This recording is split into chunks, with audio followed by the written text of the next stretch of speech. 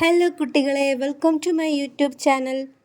7ാം ക്ലാസ്സിലെ 3ാമത്തെ ചാപ്റ്ററായ ട്രയാങ്കിൾസിൻ്റെ പാർട്ട് 1 ആണ് ഈ വീഡിയോയിൽ ഉൾപ്പെടുത്തിയിരിക്കുന്നത്. എന്താ ട്രയാങ്കിൾസ് അഥവാ ത്രികോണങ്ങൾ? ഇവിടെ ഞാനൊരു ട്രയാങ്കിൾ വരച്ചിട്ടുണ്ട്, PQR എന്നുള്ള ട്രയാങ്കിൾ. ഈ ട്രയാങ്കിളിന് 3 സൈഡ്സ് ഉണ്ട് അല്ലേ? 3 സൈഡ്സും അതുപോലെ 3 ആംഗിൾസും ഉണ്ട്. 3 സൈഡ്സും 3 ആംഗിൾസുമുള്ള ഒരു പോളിഗണാണ് ട്രയാങ്കിൾ. ഇനി എങ്ങനെയാണ് ട്രയാങ്കിൾ വരയ്ക്കുന്നത്? How to draw triangles. ഇവിടെ ഒരു ട്രയാങ്കിൾ ഞാൻ കാണിച്ചിട്ടുണ്ട്. എല്ലാ സൈഡ്സും നോക്കി 3 സെൻറ്റിമീറ്റർ ആണ്. ഈ ട്രയാങ്കിളിൻ്റെ പ്രത്യേകത എന്താണ്?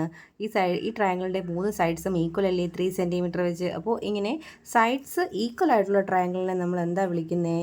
Equilateral triangle. ഇക്വിലാറ്ററൽ ട്രയാങ്കിൾ അഥവാ എന്താ വിളിക്കും? മലയാളത്തിൽ എന്താ പറയുന്നത്?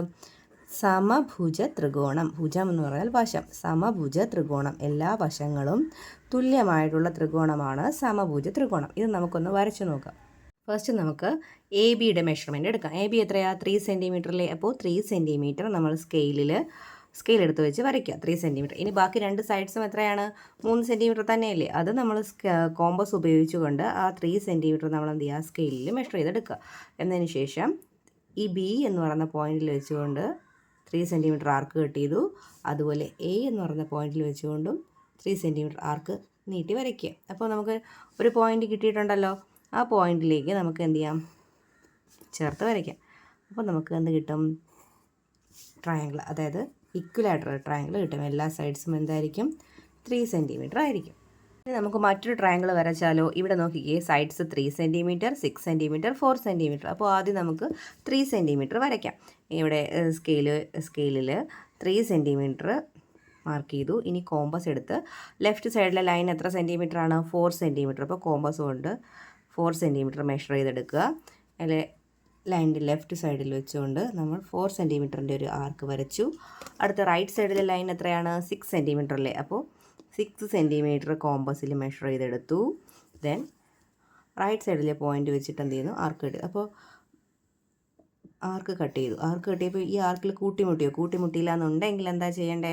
നമ്മൾ ആദ്യം വരച്ചില്ലേ 4 സെൻറ്റിമീറ്റർ ആർക്ക്, അതിനെ കുറച്ചുകൂടി എന്ത് ചെയ്തുക? നീട്ടി കൊടുക്കുക. ഒരു ഹാഫ് സർക്കിൾ, ഒരു സെമി സർക്കിൾ വരച്ചാലും മതിയാവും. കണ്ടോ? ഇപ്പോൾ കൂട്ടിമുട്ടിയില്ലേ?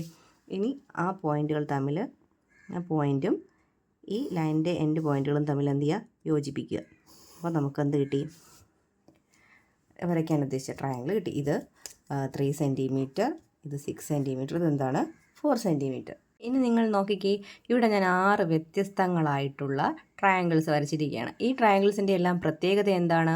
ഈ ഫസ്റ്റ് ട്രയാങ്കിളിലെ സൈഡ്സ് നോക്കിക്കേ, 3, 4, 6. അടുത്ത നോക്കിക്കേ, 6, 4, 3. അടുത്തത് 3, 6, 4, 6, 3, 4, 3, 6, 4, 4, 6, 3. എല്ലാം എന്ത് തന്നെയാണ്? എല്ലാത്തിൻ്റെയും സൈഡ്സുകളെല്ലാം എന്ത് തന്നെയാണ്? എല്ലാം സെയിം അല്ലേ? പക്ഷേ അതെല്ലാം ഇരിക്കുന്ന ഷേപ്പ് നോക്കി, എല്ലാം ഒരുപോലെയാണോ ഇരിക്കുന്നത്? ഒരുപോലെയാണോ അതിൻ്റെ ദിശ? അത് ലെഫ്റ്റും റൈറ്റും ഒക്കെ ഒരുപോലെയാണോ ഇരിക്കുന്നത്? അല്ല. കണ്ടാൽ നമുക്ക് തോന്നും ഇതെല്ലാം എന്താണ്? ഡിഫറെൻ്റ് ആയിട്ടുള്ള ട്രയാങ്കിൾസ് ആണ് എന്നല്ലേ? ഇവയെല്ലാം എന്ത് ട്രയാങ്കിൾസാണ്? സെയിം ട്രയാങ്കിൾസാണ്. കാരണം എന്താ? ഇതിൻ്റെ ഫ്ലിപ്പും ടേണിങ്ങും എല്ലാം ഡിഫറെൻ്റ് ആണെങ്കിലും ഇവയെല്ലാം സെയിം ട്രയാങ്കിൾസ് ആണ്. കാരണം ഇവിടെ എല്ലാം സൈഡ്സ് എന്താണ്? സെയിം ആണ്. സൈഡ്സ് സെയിം ആയതുകൊണ്ട് തന്നെ ഈ ട്രയാങ്കിൾസ് എല്ലാം എന്തായിരിക്കും?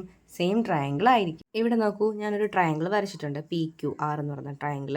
ഈ ട്രയാങ്കിളിൻ്റെ സൈഡ്സുകൾ ഏതൊക്കെയാണ്? 7, 4, 5. അതായത് ലാർജസ്റ്റ് സൈഡ് നമുക്ക് എഴുതാം. ലാർജസ്റ്റ് സൈഡ് ഏതാ? ലാർജസ്റ്റ് സൈഡ് PQ ആണ് അല്ലേ? ലാർജസ്റ്റ് സൈഡ് PQ ആണ്. അതായത് PQ 7 സെൻറ്റിമീറ്റർ ആണ്. അടുത്തത് സ്മോളസ്റ്റ് സൈഡ് ഏതാ? സ്മോളസ്റ്റ് സൈഡ് എത്രയാണ്? QR ആണ്. അത് എത്രയാണ്? 4 സെൻറ്റിമീറ്റർ ആണ്. ഇനി നമുക്കൊരു ഇടയിൽ വരുന്ന, ഏറ്റവും ഒരു മീഡിയം ആയിട്ട് വരുന്ന സൈഡ് നമുക്ക് നോക്കാം. മീഡിയം സൈഡ് എന്ന് പറയുന്നത് ഏതാണ്? PR ആണ് അല്ലേ? PR ഈസ് ഈക്വൽ ടു എത്രയാണ്? 5 സെൻറ്റിമീറ്റർ. അപ്പോൾ ഇതിൻ്റെ ആംഗിൾസ് ഒന്നും നമുക്ക് അറിയത്തില്ല. പക്ഷേ ഇതിൽ ഏതാണ് വലിയ ആംഗിൾ, ചെറിയ ആംഗിൾ നമുക്ക് കണ്ടുപിടിക്കാൻ പറ്റും. എങ്ങനെയാണ്? ഇപ്പോൾ നമുക്ക് നോക്കിയാൽ തന്നെ അറിയാം ഇവിടെ വലിയ ആംഗിൾ ഏതാണ്? 6 എന്ന് പറയുന്ന ആംഗിൾ. അത് എങ്ങനെയാണ് കിട്ടിയത് 6 വലുതാണെന്ന്? ഇതിൽ ഏറ്റവും വലിയ സൈഡ് ഏതാണ്? 7 സെൻറ്റിമീറ്റർ അല്ലേ? അപ്പോൾ 7 സെൻറ്റിമീറ്ററിന് ഓപ്പോസിറ്റ് വരുന്ന ആംഗിൾ ആയിരിക്കും വലിയ ആംഗിൾ. അത് ലാർജസ്റ്റ് സൈഡിന് ഓപ്പോസിറ്റ് വരുന്ന ആംഗിൾ തന്നെയായിരിക്കും ലാർജസ്റ്റ് ആംഗിൾ. വലിയ വശത്തിന് ഓപ്പോസിറ്റ് വരുന്ന കോൺ തന്നെയായിരിക്കും വലിയ കോൺ. അപ്പോൾ സ്മോളസ്റ്റ് ആംഗിൾ ഏതായിരിക്കും? ഇവിടെ സ്മോളസ്റ്റ് സൈഡ് ഏതാ? 4 അല്ലേ? ഇപ്പോൾ 4ന് ഓപ്പോസിറ്റ് വരുന്ന ആംഗിൾ പി ആയിരിക്കും സ്മോളസ്റ്റ് ആംഗിൾ. അതുപോലെ മീഡിയം ആയിട്ട് വരുന്നത് 5ന് ഓപ്പോസിറ്റ് വരുന്ന ആംഗിൾ ക്യൂ ആയിരിക്കും എന്ത്? മീഡിയം ആയിട്ട് വരുന്ന angle. That is largest angle R, smallest angle P, medium angle Q. ഇതിൻ്റെ റിസൾട്ടായി പറയുകയാണെങ്കിൽ in any triangle angles and their opposite sides have sizes in the same order.